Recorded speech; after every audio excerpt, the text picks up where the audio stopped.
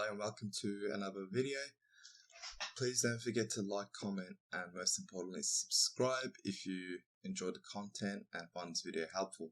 Now we will remove first the cover, trim, surround on the cluster, gently on either side, just with a flathead metal screwdriver, unclip the cover, and then you will have 4 torx screws on all sides, on all corners, so 2 at the top and 2 at the bottom. I've forgotten to record one of these, but go ahead and remove all the torx screws.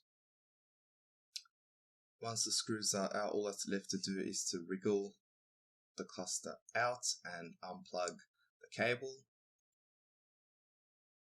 You would have space, you just need to push it to either side a little bit,